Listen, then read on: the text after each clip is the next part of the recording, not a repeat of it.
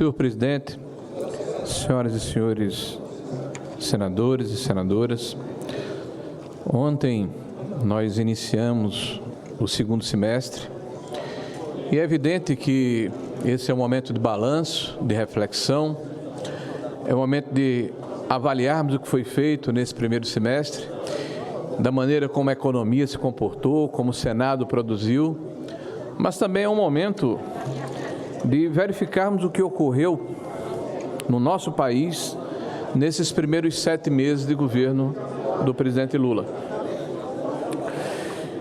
E nós estamos vivendo, de fato, um momento de muita preocupação, de transição e de desafios. Desafios que pedem a cada um de nós resiliência. Nós estamos aqui no Senado da República, na casa de Rui Barbosa. E ele tinha uma frase, eu diria emblemática, que caracteriza esse momento que estamos passando, que a lei que não protege o meu inimigo, essa lei não me serve. E mais do que nunca, essa frase ela é pertinente, porque nós estamos assistindo uma seletividade na forma como o judiciário tem se comportado no nosso país, como a imprensa tem se comportado no nosso país.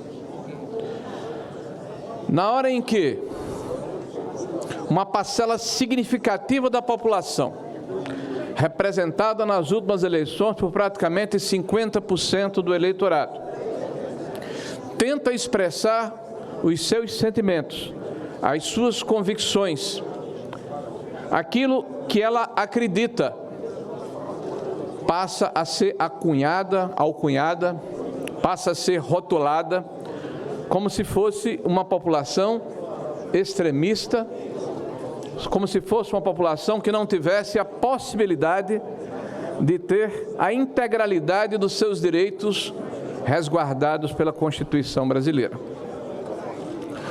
Nós assistimos uma escalada autoritária no nosso país, uma escalada que, infelizmente, tem sido acompanhada pelo silêncio da Associação Brasileira de Imprensa, que vê órgãos de comunicação serem praticamente silenciados porque não falam o que o establishment quer escutar, quer ouvir.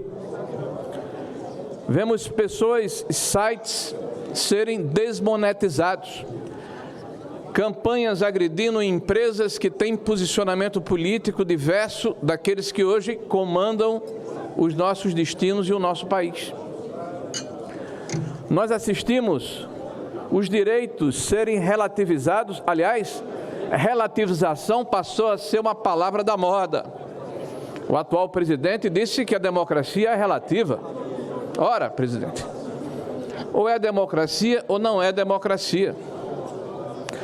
Na hora em que direitos de cidadãos não são levados em consideração porque são considerados, esses cidadãos, pessoas inimigas do Estado, e por isso não devem receber a salvaguarda do devido processo legal, é necessário repensarmos o que está acontecendo no nosso país.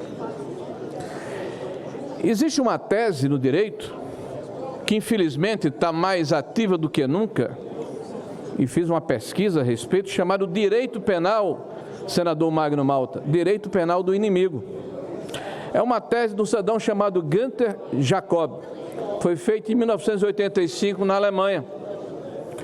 E essa tese preconiza o seguinte, que aqueles que têm uma visão diferente do que o Estado imagina que seja a visão democrática, esses cidadãos não têm o amparo, o apoio, a amplitude do alcance da legislação que deveria abarcar a todos indistintamente. Esse Senado da República, mais do que qualquer outro poder, que tem a condição, a legitimidade e a obrigação de buscar fazer a política de pesos e contrapesos preconizados na nossa Constituição e na filosofia majoritária no nosso Ocidente, não tem feito o seu papel. não tem exercido a sua ação. Na semana passada, senador Flávio, chegou ao Congresso Nacional, de acordo com a imprensa, um denominado pacote da democracia. E esse pacote, o projeto da democracia, senador Moro, na verdade atenta contra a presunção de inocência, que é um dos pilares do nosso ordenamento jurídico.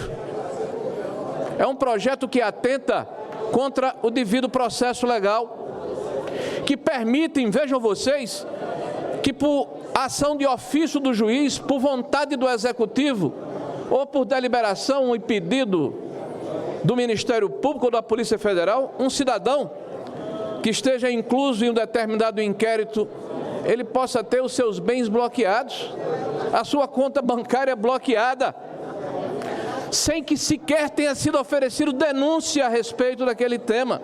A que ponto chegamos? E isso é assinado pelo ministro Flávio Dino e o presidente Luiz Inácio Lula da Silva, que se diz um democrata. O democrata da democracia relativa. Uma democracia ou um democrata que acredita que a Venezuela é um modelo de democracia na América Latina. Uma democracia que não nos contempla. Uma democracia que nos oprime e que nos deprime como cidadãos e como país. A liberdade de expressão, o livre-arbítrio, o direito de reunião, o direito à propriedade. Um governo que permite que um dos movimentos sociais, que claramente faz parte desse governo, inclusive com indicações de alto escalão, representados nas fileiras do governo que aí está, invada um órgão como a Embrapa, responsável pela revolução agrícola que mudou a face do nosso país. Pois muito bem, essa invasão ocorreu em abril e foi reiterada recentemente, e os líderes dessa invasão dizem, de uma forma absolutamente tranquila, que o fazem para dar um recado ao governo. E para fazê-lo, agride um direito de propriedade, invade uma terra onde estão sendo feitos experimentos que vão beneficiar o conjunto da sociedade brasileira. E nós não vemos por parte do Ministério da Justiça, da Procuradoria-Geral da República, do Ministério da Agricultura e dos demais poderes constituídos ações objetivas de repúdio e de responsabilização dos crimes perpetrados contra o patrimônio público e contra a sociedade brasileira. É muito grave o que tem acontecido no nosso país, senhor presidente. É muito grave a ponto de que a separação dos poderes virou um risco que é ultrapassado de uma forma absolutamente tranquila, alvissareira, sem que haja por parte da grande imprensa e da opinião pública nenhum gesto de repúdio.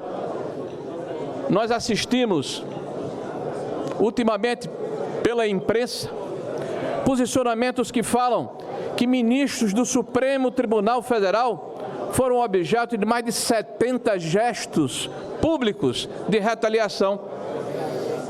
Foram a público e foram apulpados, foram a públicos e foram repudiados, porque infelizmente a linha entre a separação dos poderes foi cruzada. Hoje ficou normal nós vermos ministros do Supremo Tribunal Federal participarem de entrevistas, de debates, falarem absolutamente sobre todos os temas, como se a responsabilidade dos juízes que deveriam falar nos autos não existissem mais. E não é por acaso que, se um posicionamento político ele é colocado de público, ele possa ser assimilado e aplaudido por uns, mas repudiado por outros.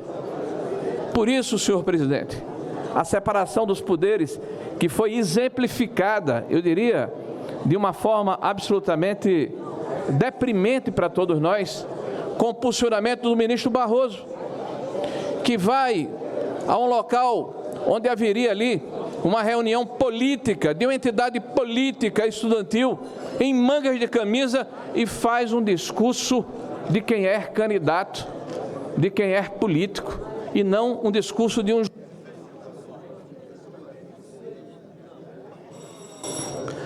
A nossa perplexidade foi dupla. Primeiro, pelo fato do ministro estar num local que não lhe cabia. O ministro não deveria ter ido àquele evento, mas virou lugar comum, ministro do Supremo Tribunal Federal, frequentarem lugares que não lhes cabem, participarem do debate político como se fossem políticos e não como se vestissem a toga.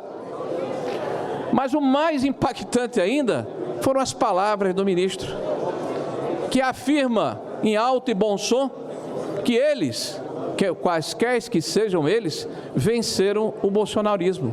Isso caberia muito bem na boca de qualquer um dos senhores senadores que fazem parte da base do governo, dos senhores deputados, dos ativistas políticos, mas não de um ministro togado que representa o Supremo Tribunal Federal. Senhores senadores, concluo aqui a minha fala fazendo um apelo ao senhor presidente do Congresso Nacional, o nosso senador Rodrigo Pacheco, que no mesmo dia se colocou de uma forma muito firme contra aquele posicionamento que estava fora do ordenamento jurídico e constitucional do nosso país. Dizendo a Vossa Excelência que é importante que nós possamos tomar medidas para que este Senado não continue na situação em que ele se encontra e que muitos senadores se sentem acabrunhados, se sentem diminuídos, se sentem sem condição de levantar a sua voz, porque o princípio da separação dos poderes foi ultrapassado, senhor presidente. E essa situação, ela não pode perdurar, porque quem será abalado e atingido será a democracia que todos nós defendemos. Obrigado, senhor presidente. Obrigado, senador.